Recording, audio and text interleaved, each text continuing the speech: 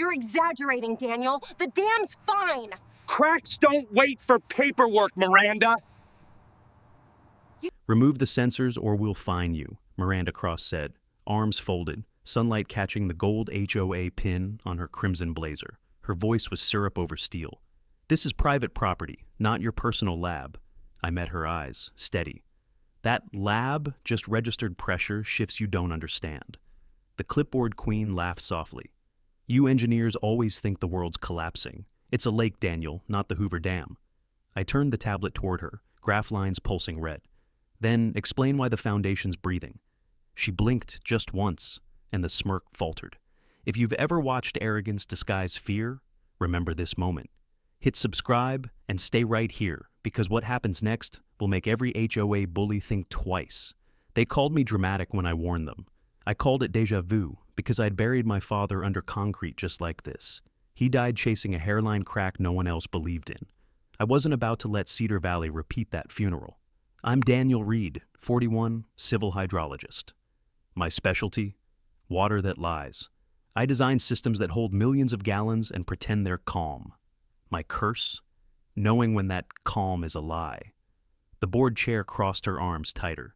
You're trespassing on HOA infrastructure. That dam predates your HOA, I said quietly. I helped write the current federal inspection code you're ignoring. Her eyes narrowed. The enforcer in crimson didn't like losing control in daylight. You're mistaken, she said. We have city sign-off. From which year? I asked. No answer. Behind her, residents trimmed hedges and pretended not to listen. Perfect lawns, perfect houses, and a lake glinting like glass. An illusion built over rot. I could already hear the hollow echo in the spillway, the kind that meant water was seeping through rebar veins. The tyrant in heels leaned closer. You're scaring people, Daniel. You'll lower property values. You'll lower the valley, I said. She exhaled sharply. You have 24 hours to take those sensors down, or the fines start. She turned, heels striking pavement like gunfire, her confidence trailing her like perfume. I watched her walk back toward the HOA office at the lake's edge.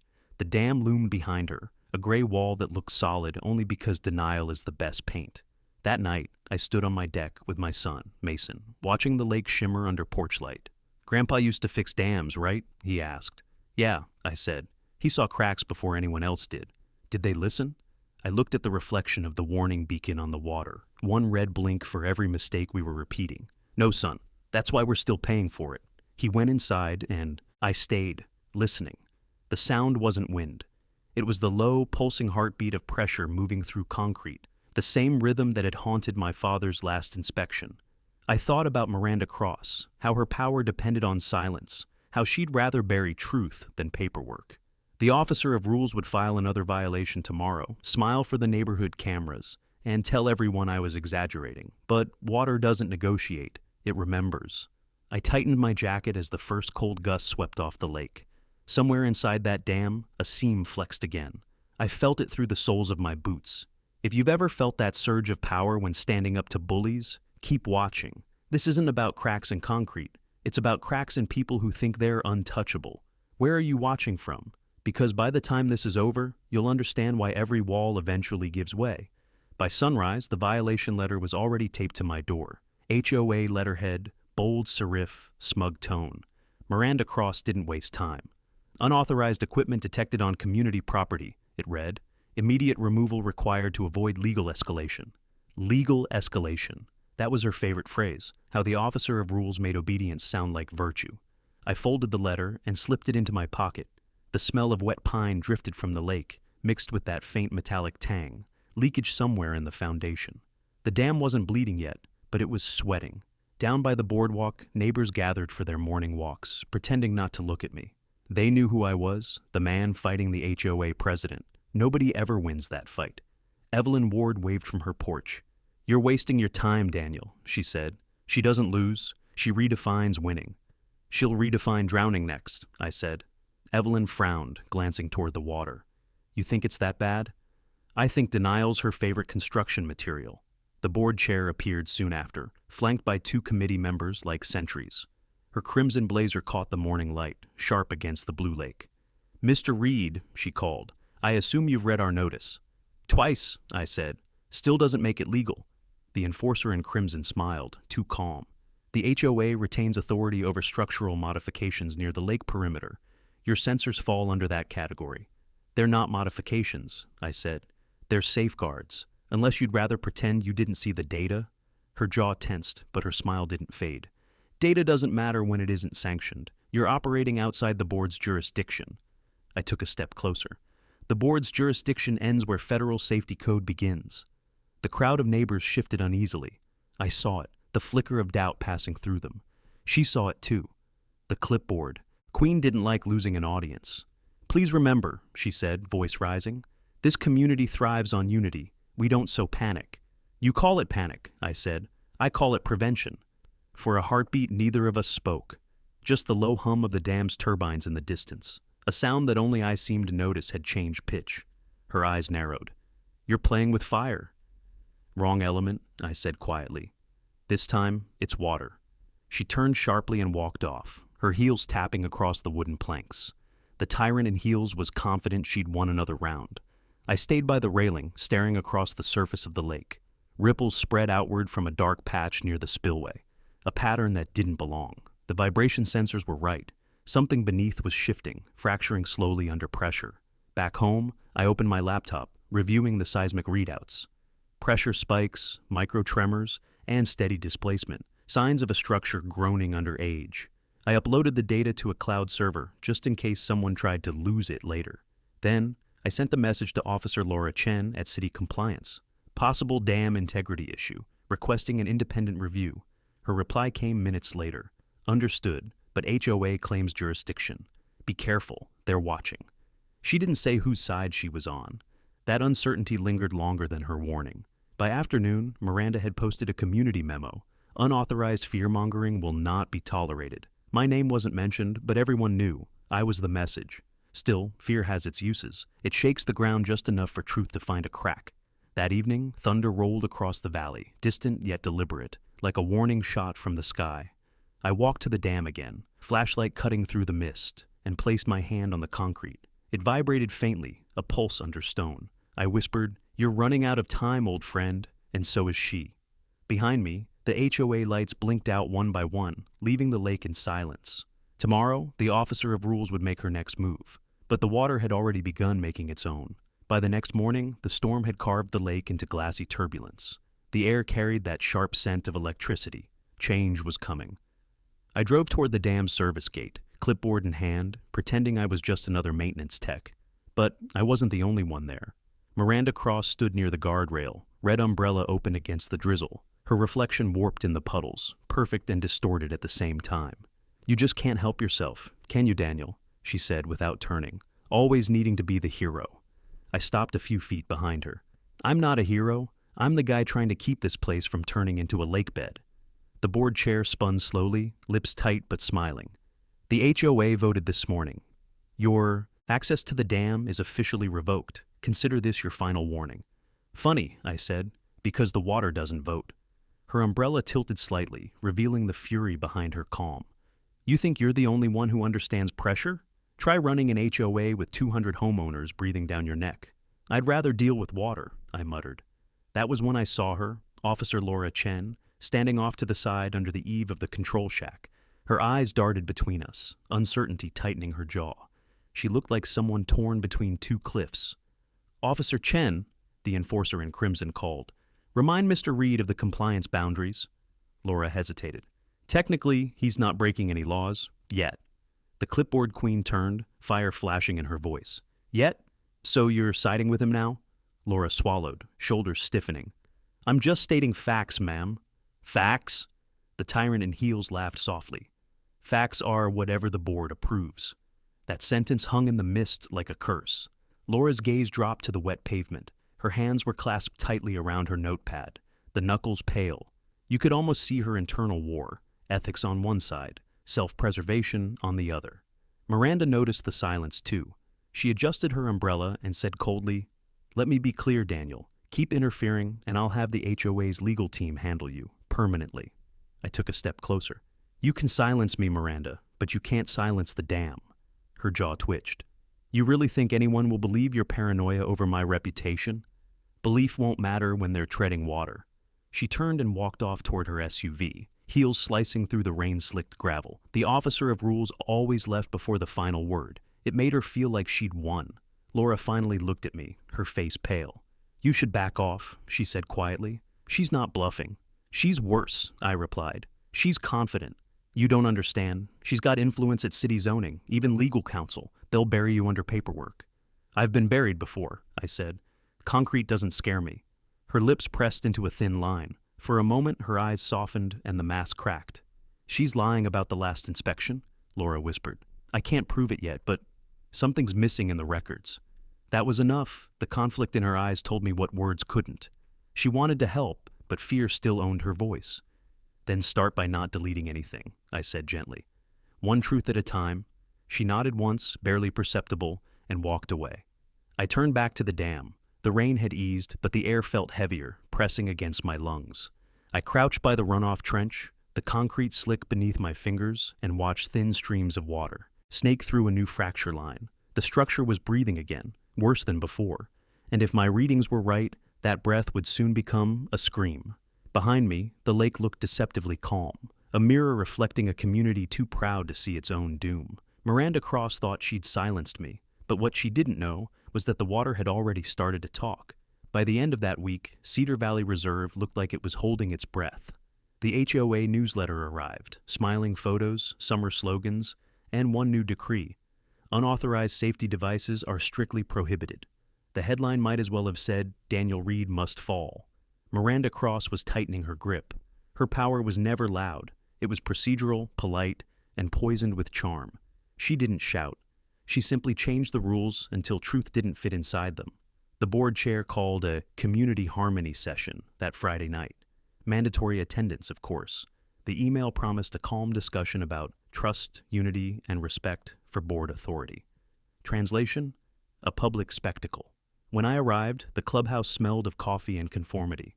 Residents sat in neat rows under warm lights while the enforcer in crimson stood at the podium, her red blazer glowing like a warning sign. "Before we begin," she said sweetly, "I want to thank everyone for keeping our community safe, orderly, and beautiful." Her eyes swept the room and landed on me, even those who sometimes confuse inspection with intrusion. The crowd chuckled obediently. I stayed quiet. She continued, "There's been talk of a dam emergency. Let me assure everyone, our infrastructure is sound. These rumors are unnecessary and damaging to our property values." I raised my hand. "If you're so confident, let me run one official diagnostic, 24 hours, no interference." The clipboard queen smiled without warmth. "Mr. Reed, this is a community meeting, not a courtroom." "Then stop performing," I said. A murmur rippled through the crowd. One neighbor whispered, "He's the engineer, right?" Another whispered back, "The one she fined." The tyrant in heels leaned forward on the podium. "You're scaring families, Daniel. Do you want to be responsible for the panic you're creating?" "I want to be responsible for saving them." Her tone sharpened. "This is your final warning." I stared at her, unblinking. "And this is yours. The dam won't wait for your next meeting." The silence afterward was surgical. Even the air conditioner seemed to hold its breath. Then, as if on cue, thunder cracked outside. Rain lashed against the windows and the lights flickered. Someone gasped. The officer of rules recovered fast. "See? A storm. Nature tests us, but order prevails when we stay calm." Her words felt rehearsed, almost prophetic. I couldn't tell if she believed them or just needed to. When the meeting broke, I stepped outside into the downpour. The storm water sluiced down the hill toward the lake, pooling near the retention barrier. I crouched to inspect it, and froze. The drainage grates were clogged with sediment and dead leaves.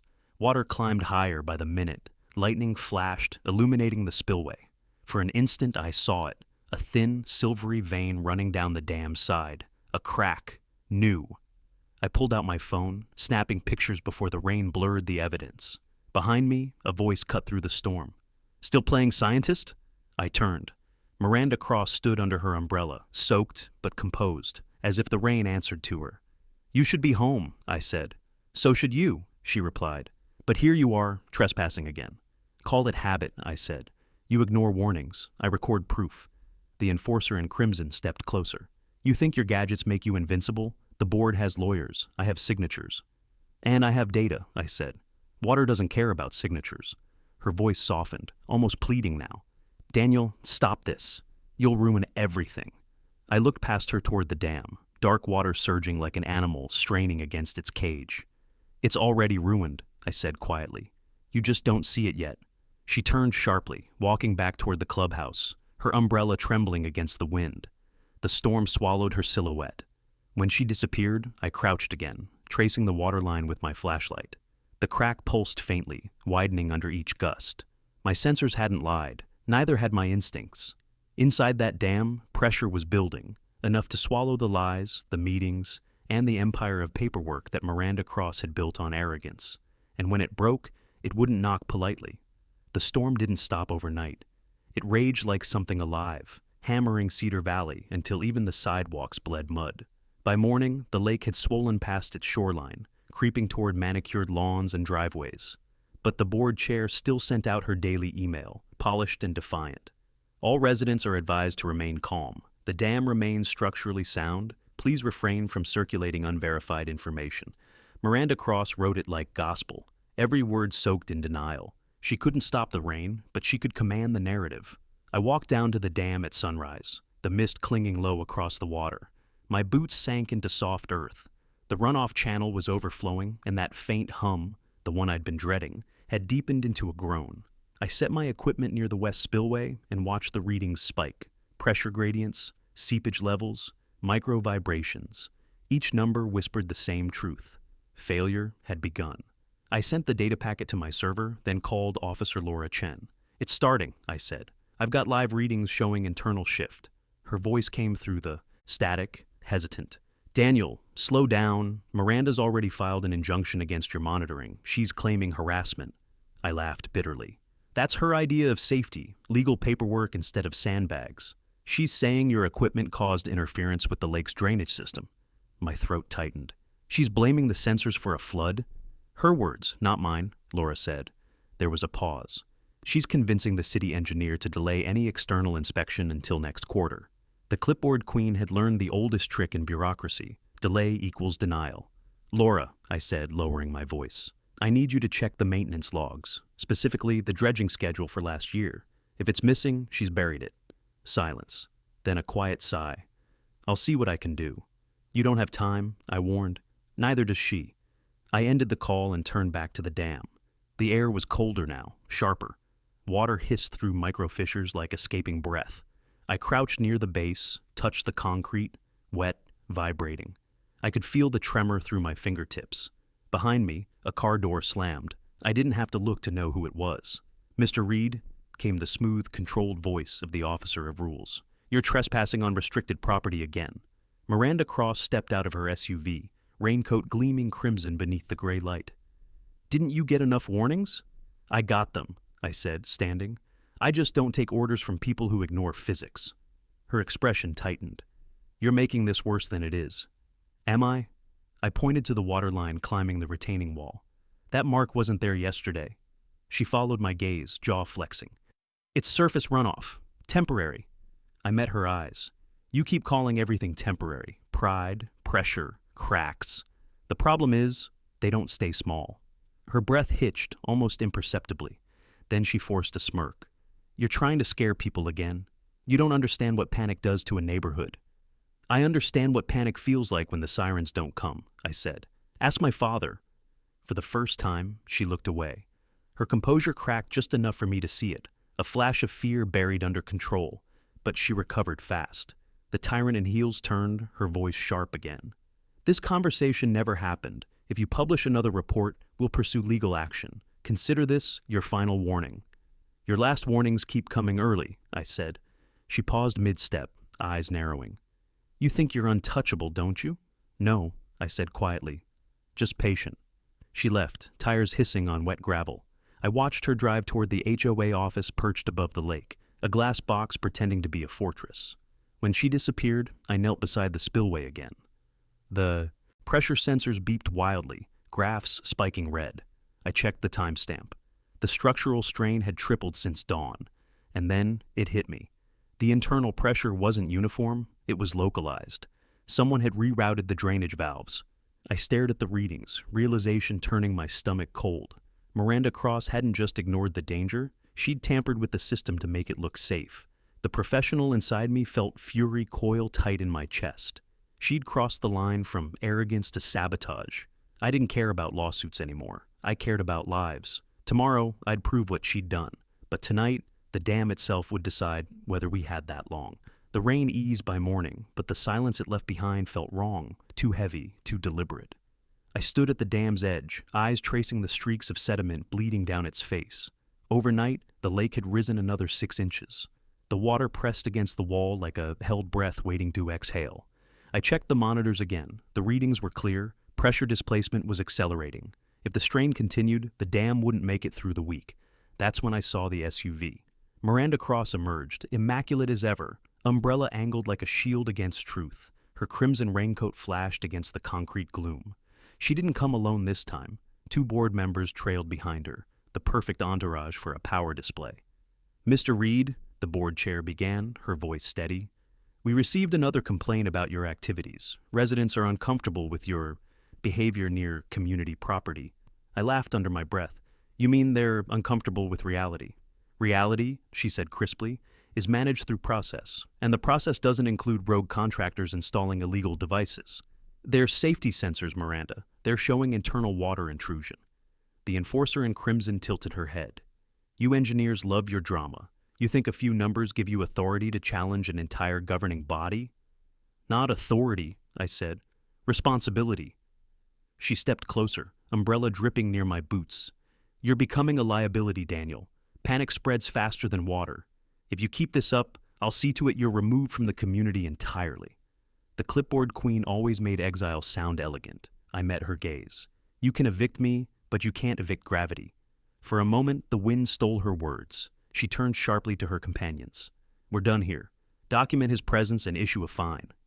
As they left, Officer Laura Chen's car rolled to a stop beside the guard post. She stepped out, expression tense, rain still clinging to her jacket. I could tell she'd been awake all night. "You shouldn't be out here," she said quietly. "The board's gunning for you." "They already hit," I said, showing her the violation. Letter crumpled in my hand. "And they're covering something." Laura scanned the dam, then lowered her voice.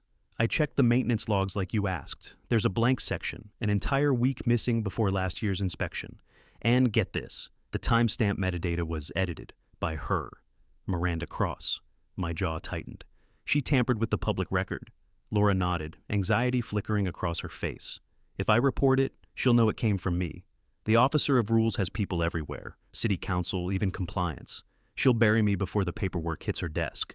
"Then don't report it," I said. "Not yet." Her brows furrowed. "What are you planning?" "Evidence doesn't need permission. It just needs exposure." The wind whipped across the spillway, scattering mist between us. I crouched near the inspection hatch, running my hand along the seam. Beneath the surface, I could feel vibration, subtle but growing. "She rerouted the auxiliary drain line," I said. "That's why the readings look off. She manipulated the pressure valves to mask the crack." Laura's eyes widened. "She what?" "She wanted clean reports for the insurance renewals. A functional valve system on paper means a lower premium. The tyrant in heels wasn't just reckless. She'd weaponized paperwork. I stood drenched, adrenaline steady. If that dam fails, it'll take this entire community, and her career, with it." Laura hesitated. "So what do we do?" "We set a trap," I said. "Not legal, physical. I'll recalibrate my sensors to trigger the moment pressure breaches tolerance. It'll alert the county server directly." She exhaled, half in fear, half in relief. "You're serious?" "I've never been more." Before she could reply, the sound came, a faint crack echoing from deep within the structure, the kind of sound that split silence into warning. Laura froze. "What was that?" I didn't answer. I was already staring at the dam, water seeping through a hairline fissure like blood through bandages. The officer of rules had spent months polishing lies. Now the wall itself was peeling them apart. "Go home," I told Laura quietly. "If this goes bad, you don't want to be near it." She didn't argue. Her tires sprayed mud as she left. Alone again, I stared across the rising lake. The air vibrated faintly with the sound of strain, the structure begging for mercy from the arrogance that built it. I whispered into the wind, "You've run out of warnings, Miranda. Next comes proof." By dawn, the clouds broke open like bruises, bleeding gold over the lake. The storm had passed, but the silence it left behind wasn't peace. It was pressure. The dam stood still, too still, like a predator pretending to sleep. I hadn't slept either. My sensors had logged a sharp internal surge overnight. Pressure spikes consistent with water infiltration. I needed confirmation, and there was only one person who could get me what I needed. At 7:04 a.m., my phone buzzed. A single text from Officer Laura Chen. "Meet me. No cameras." I drove to the old boathouse, the one the HOA had closed years ago for maintenance. Its paint had peeled into gray flakes, and vines clawed at the roof like fingers refusing to let go. Inside, Laura stood near the cracked window, clutching a folder to her chest. "You shouldn't be here," she said, voice low but trembling. "If the board chair finds out, she'll have me blacklisted." "She already has," I said. "You're just the only one brave enough to notice." Her eyes darted to the door, checking for watchers. "You were right," she whispered finally. "About the maintenance logs, I pulled the backups from the city server. The original inspection data. Miranda edited it. She replaced the entire report with falsified readings." I stepped closer. "You have proof?" Laura opened the folder. Inside were photos, official signatures forged with perfect precision, timestamps altered, and maintenance receipts signed by non-existent contractors. At the bottom was a digital printout labeled Revised Structural Report, authorized by HOA President Miranda Cross. The enforcer in crimson had built her entire empire on a foundation of fraud. She covered it up, Laura continued. Last summer, when the cracks first appeared, she hired a private inspector to issue a clean bill, paid him off through a landscaping grant. I felt heat rush to my face. "That report's what blocked the federal audit," Laura nodded. She rerouted funds meant for dam reinforcement to cosmetic upgrades, the lakefront fences, the lighting, the new walking path, all image, no substance. The clipboard queen had been dressing decay and luxury and calling it stability. "Laura," I said softly, "you realize this makes her criminally liable." "I know," her voice cracked. "But if this gets out, my name's in those logs too. She made me sign off on inspection summaries. I didn't know she'd altered the data." Her hands were shaking. I could see the guilt pressing on her chest like a weight. "Listen," I said, steady but urgent. "You didn't cause this. You can help stop it. Send the files to the county's engineering division. Use my name. I'll take the heat." She shook her head. "No, she'll destroy you. She already tried." Laura exhaled, trembling but resolute. "Then I'll send it anonymously. I'll route it through an internal whistleblower portal. They'll trace it to me eventually, but at least the investigation will start." She pulled out a flash drive, pressing it into my hand. "Backup of everything, just in case." I took it, feeling the chill of metal and consequence. "Laura, this could save lives." Her eyes met mine, fear and defiance fused together. "Just promise me something, Daniel. When she goes." "Down! Don't let her take me with her." Before I could answer, a noise came from outside, the sound of heels striking wood. Both of us froze. Through the half-shattered window, I saw a flash of crimson against the morning fog. Miranda Cross. The tyrant in heels stepped onto the dock, her expression unreadable. "Officer Chen," she said smoothly, "I didn't realize the city still used this shack for meetings." Laura's face drained of color. "President Cross, I was just leaving." Miranda's smile sharpened. "I'd recommend it. I wouldn't want anyone thinking you were conspiring with our resident troublemaker." Her gaze shifted to me, cold and clinical. "Still chasing ghosts, Daniel? How's that expertise treating you?" I tucked the flash drive into my pocket. "Better than denial, treats your conscience." Her smile faltered just slightly. "Careful. You're running out of allies." I stepped closer, closing the distance until only rain separated us. "So are you." The officer of rules turned sharply, her perfume mingling with the scent of rot and lake water. She didn't look back as she disappeared into the mist. When the sound of her footsteps faded, Laura let out a shaky breath. "She knows," she whispered. "Let her," I said, clutching the flash drive. "Because the next time she shows up, she won't be holding power. She'll be answering for it." The dam groaned in the distance, as if agreeing. By the time dusk rolled in, the air around Cedar Valley felt charged, like the whole town was holding its breath without realizing why. Every porch light reflected in the swollen lake, each reflection trembling like an omen.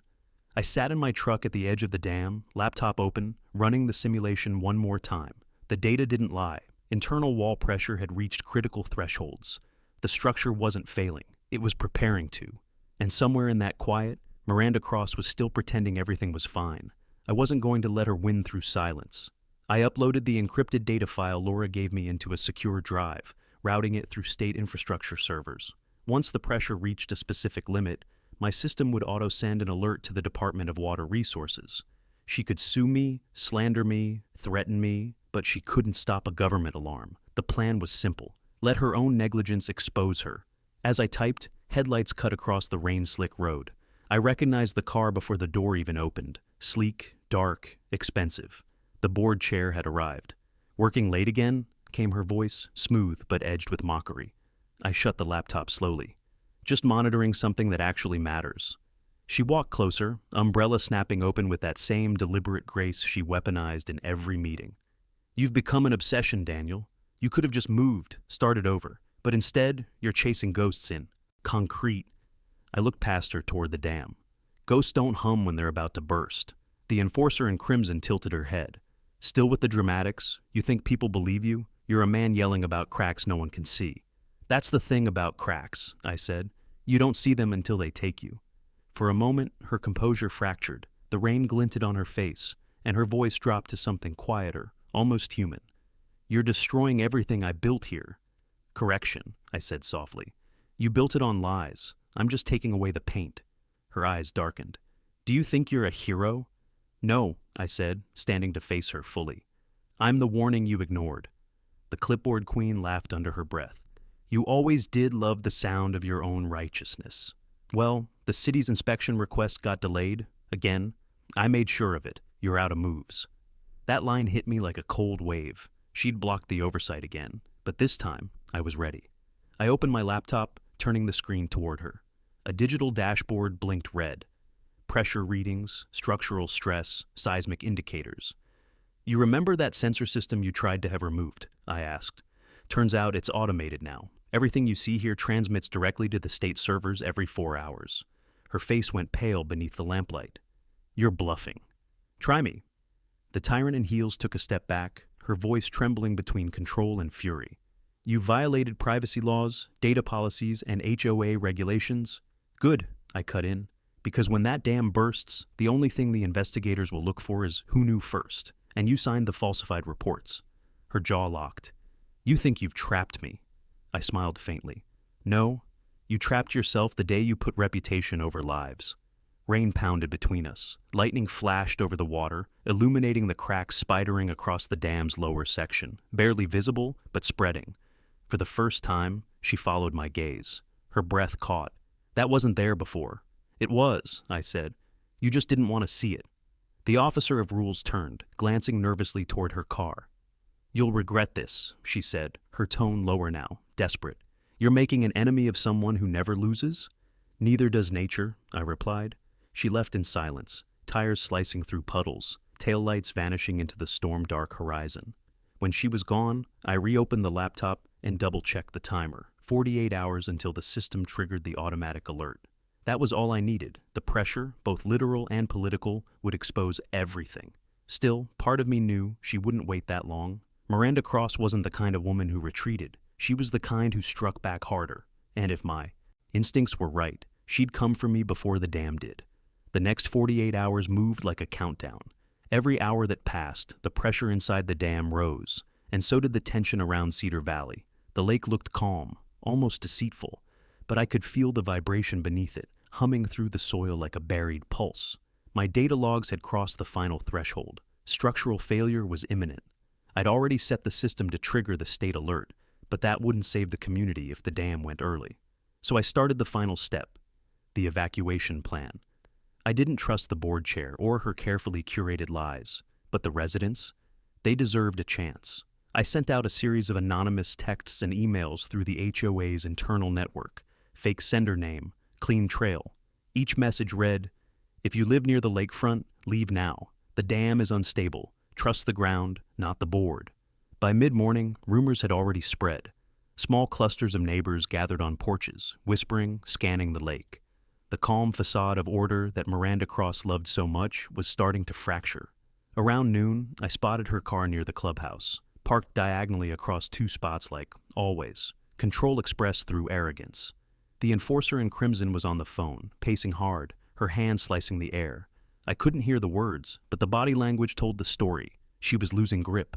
When she saw me, her expression hardened into that practiced calm that used to intimidate people. "You're spreading panic," she said, marching toward me. "You think you can scare families into believing your fiction?" I met her halfway. "You mean the same fiction you signed your name to last year?" Her nostrils flared. "You've been hacking internal systems, sending false alerts. That's a federal offense. So is falsifying infrastructure reports." For the first time, the clipboard queen hesitated. Not long, but long enough for guilt to flicker through her eyes. "You have no proof." "Actually," I said, "proof has already been uploaded to the Department of Water Resources, and when the sensors breach the next pressure mark, the entire system will ping every city server within a 100-mile radius." The tyrant in heels froze. Her voice dropped into a whisper, sharp enough to cut through the air. "You wouldn't dare. Try me." Her jaw tightened. "You don't understand the kind of people you're dealing with. This neighborhood runs on reputation. You're tearing down livelihoods." "No," I said quietly. "You're the one who built them on quicksand." Before she could respond, a sharp crack split the air. The sound wasn't thunder. It was deeper, like the earth itself had exhaled in pain. We both turned toward the dam. Even from here, we could see it, a jagged line forming near the spillway, water spurting through like veins bursting open, the color drained from her face. No, that's impossible. You wanted proof," I said. "There it is." Chaos erupted around us. Residents screamed, pointing toward the lake as water surged higher. I sprinted toward my truck, grabbing the radio transmitter and dialing the emergency frequency. "Cedar Valley Dam! Active breach detected," I shouted. "Immediate evacuation required. Repeat, breach in progress." Behind me, Miranda stumbled, her heels slipping on wet pavement.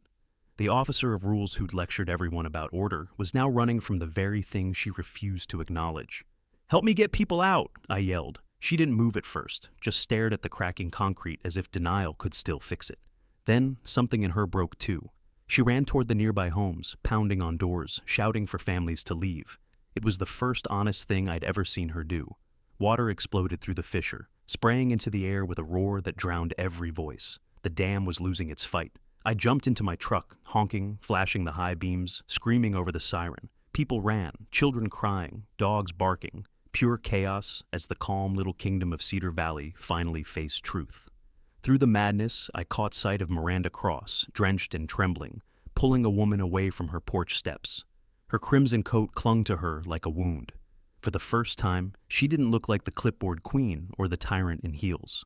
She looked human, terrified, small, and staring at the monster she'd made. I met her eyes for a second. She didn't say anything, but I could read the words behind her silence. "You were right." I looked back toward the dam just as the central wall began to shudder, every beam and bolt groaning in agony. My sensors blared one final alarm. Time was up. The sound hit first, a deep, resonant rumble that didn't belong to thunder or machinery. It was the sound of Earth giving up. The dam was fracturing. Every vibration felt like a heartbeat, counting down to 0. I was already at the control station when the sirens began. Flashing red lights spun across the lake, reflecting off the rising water like flames trapped under glass. My phone buzzed nonstop. Alerts, panic calls, messages from residents who finally realized this wasn't a rumor. And then came one number I didn't expect. Miranda Cross. For a moment, I stared at the caller ID, the irony too sharp to ignore. The board chair who had silenced, fined, and humiliated me was now calling for help. I answered. Her voice shook. "Daniel, the lower road's gone. The water's spilling through the east wall. We can't reach the evacuation route." "Get to higher ground," I said quickly. "The dam's about to fail. Listen to me, Miranda. Do not stay near the lakefront." "You said we had hours." Pressure shifted faster than expected, I replied. "Where are you right now?" "At the community center. Residents refused to leave without confirmation. They said the HOA didn't approve an evacuation." Of course they didn't. The enforcer in crimson had built a world where no one moved without her permission, and now they were trapped by it. "Listen to me," I said, grabbing my keys. "The sirens mean it's real. You have to override your own orders." The line went silent, except for her shaky breathing. Then, in a voice smaller than I'd ever heard, she whispered, "I can't undo this, can I?" "No," I said quietly. "But you can stop making it worse." I slammed the door and drove toward the community center. The roads were already flooding. Water licked at the tires, the current pulling sideways. Houses blurred past, lights flickering, people shouting. When I arrived, dozens of residents were huddled inside, clutching pets, boxes, and whatever hope they had left. And there she was, the clipboard queen, standing on a folding chair, trying to project calm that had long since died in her eyes. "Everyone, please," she was saying, voice quivering. "We're coordinating with city emergency." I cut her off. "There's no time to coordinate. We move now." She spun toward me, face pale, lips trembling. "They won't listen unless I—" "Then make them," I snapped. The tyrant in heels hesitated, but when another tremor rolled through the ground, her composure cracked. She raised her hands, shouting, "Everyone, grab what you can carry, head for the ridge." People moved, not because they believed, but because the fear in her voice told them this time it was real. We pushed through the rain, guiding people uphill. The dam roared behind us, a grinding, tearing sound that split the night in two. I risked one glance back. The structure's face had caved inward, sending a geyser of water shooting skyward before crashing down in a wall of chaos. The officer of rules stumbled beside me, soaked and gasping. "I never thought it would happen," she said. "You did," I said grimly. "You just chose not to believe it." She looked at me, mascara running like ink across her cheeks. "How do you live with being right about something like this?" "You don't," I said. "You just try to make sure it means something." The hill trembled again. We reached the top ridge just as the first wave slammed through the valley below. Houses shattered, cars lifted like toys, fences vanished. The whole manicured perfection of Cedar Valley dissolved under its own arrogance. For a second, I thought the enforcer in crimson would collapse, but she stood, staring into the flood, her red coat snapping in the wind. "It's all gone," she whispered. "Not everything," I said. "You can still help people." She turned toward the cluster of families nearby, cold, drenched, terrified. And for the first time, I saw her move without calculation. She grabbed blankets, comforted a child, directed traffic. Toward the emergency trucks arriving on the other side of the ridge, the board chair had finally become human again. When the last group reached safety, I looked back at the lake, or what was left of it. The dam was broken wide open, spilling years of deceit into the ravine below. In that instant, the storm didn't feel like destruction. It felt like justice. The morning after the collapse, Cedar Valley looked like a memory someone had tried to wash away and failed. Mudlines scarred the streets, twisted furniture hung from tree branches, and silence carried the weight of everything we'd ignored. The dam was gone, and with it, the illusion of control that Miranda Cross had clung to like armor. By noon, the community gathered at the high school gymnasium. What was left of our order huddled beneath flickering lights. Folding chairs formed crooked rows, the air thick with damp clothes and whispered blame. FEMA agents and city inspectors moved among the crowd, notebooks out, faces grim. At the center of it all stood the board chair, once regal, now hollow-eyed. Her crimson coat was gone. In its place, a gray sweatshirt that hung loose as if even fabric had stopped obeying her. The clipboard was missing too. The enforcer in crimson had become just another resident facing consequences. A FEMA official addressed the room. "We've confirmed the dam's primary failure point was due to structural neglect and falsified inspection data." His voice was steady, professional, but each word landed like a hammer. "Evidence shows deliberate data tampering in official reports submitted by the HOA." Dozens of heads turned toward Miranda. She didn't flinch, but her jaw tightened. "Ms. Cross," the agent continued, "you were the authorized signatory on the maintenance filings for the past 2 years. Would you like to make a statement?" For the first time in weeks, she didn't have one ready. The silence stretched so long that even the fluorescent lights seemed to buzz louder. Finally, she stood, shoulders squared but trembling.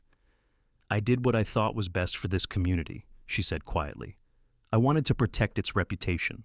If people had panicked, property values would have crashed. You didn't think it would fail," I interrupted.